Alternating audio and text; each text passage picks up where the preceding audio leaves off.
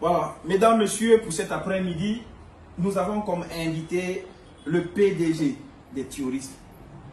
Ndefo Premier, bonsoir et bienvenue chez nous. Bonsoir aux téléspectateurs déjà, et surtout bonsoir à ceux qui soutiennent le président des Thioris jusqu'ici. Voilà. Monsieur Ndefo, pourquoi choisir le métier du consommateur? Pourquoi pas le métier de l'enseignant, le métier du militaire ou bien le métier du petit commerçant? Je vais dire, c'est une vocation pour moi en fait. Je me suis réveillé un matin comme ça, j'ai eu un problème à la gorge. J'ai mis le comme ça. C'est après que je constate que j'ai bu pratiquement plus de 5 litres d'eau. Plus de 5 litres d'eau? Oui. Et ma mère m'a regardé et m'a dit Ndefo, c'est comme si pour le tsoro, c'est comme si tu es né pour consommer. Voilà. Voilà. Ndefo, parle-moi de tes premiers pas. Tes premiers pas. Dans la consommation. Dans la consommation, merci beaucoup, monsieur le journaliste. Mes premiers pas dans la consommation, c'était à une veillée. Les jeunes, les voyous du quartier ont appelé ça « Je ne meurs pas seul ». Ça dit des deuils archaïques. Oui. Vous allez pour enterrer une personne, on peut se retrouver en train d'enterrer 10. Vous savez pourquoi? Non. Peut-être parce qu'on cherche un panier de plantains, on ne voit pas. Peut-être quelqu'un n'a pas bu le café. Peut-être parce qu'on a partagé la nourriture et quelqu'un n'a pas eu. Du coup, ça crée un scandale. Un scandale. Oui. Et à cette veillée, j'ai réussi à remettre de l'ordre. Oui. Et je suis reparti de là avec un plastique de nourriture. Je ne vais pas citer les différentes qualités de nourriture qu'il y avait dans le plastique. Ce que je sais, c'est que je suis parti de là avec un plastique fourni. Okay. Et ça fait combien de temps que vous exercez dans ce métier? C'est depuis 2011, si je ne me trompe pas. Parce que c'est en 2011 que je fais des merveilles avec le couscous. Couscous naké. Naké, c'est une sauce. C'est quelques condiments qu'on a associés et on a écrasé. Oui, je suis arrivé chez la dame, elle me dit non, la sauce est finie sur le couscous, mais il y a le couscous.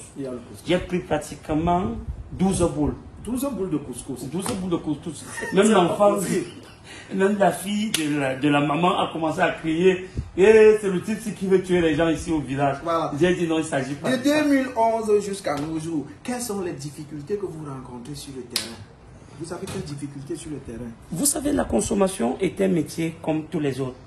Et délicat parce que si vous êtes débutant, vous prenez de lait, héros, sojon. Du coup, vous pouvez avoir ce qu'on appelle un scandale dans le ventre. Scandale alimentaire. Non, pas scandale alimentaire, un scandale. C'est-à-dire que trois aliments qui ne s'entendent pas dans le ventre. Et sauf que eux sont des naïfs. J'appelle ce genre des naïfs parce que eux qui font le désordre dans le ventre ne savent pas que c'est quelqu'un qui les porte. Oui. Alors, nous sommes dans la région du littoral, plus précisément chez les Douala. Oui. Voilà. Et le plat préféré des Douala, savoir, c'est le ndolé. Oui. Le ndolé. Le ndolé a quelle place dans votre métier? Le ndolé, pour moi, j'appelle ça une sauce universelle parce que avec les bâtons, ça passe. Oui. Avec le plantain, ça passe. Oui. Avec le couscous, ça passe. Oui. Bref, le ndolé, c'est une sauce universelle. Et je vais dire à tous les Douala, Oboso. Oui, Oboso. Voilà. Parfois, quand on consomme un aliment, on se retrouve en train de jeter de l'air la nuit pendant qu'on dort. Ça vous arrive parfois? Généralement, on dit péter. Il vous arrive parfois de consommer un aliment et vous vous retrouvez en train de péter?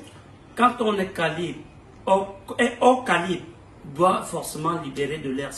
On prend un exemple avec les camions. Vous voyez le camion qui roule.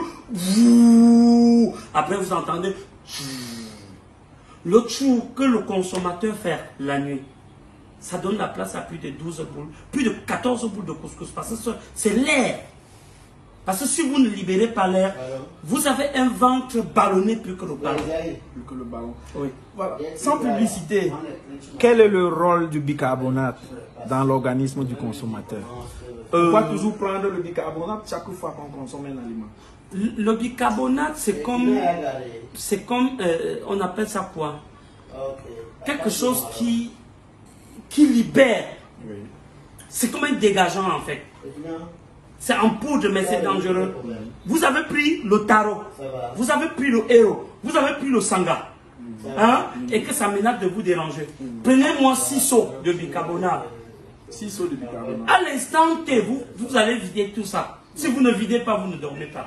Et le métier de la consommation, ça a des conséquences. Je n'ai jamais entendu que quelqu'un est mort après avoir consommé un repas, ou bien l'excès de repas. Quelqu'un peut mourir après avoir consommé une forte quantité de nourriture. Il faut dire que ceux qui ne sont pas professionnels ne meurent pas parce qu'ils ont consommé, mais meurent parce qu'ils ont pris archaïquement.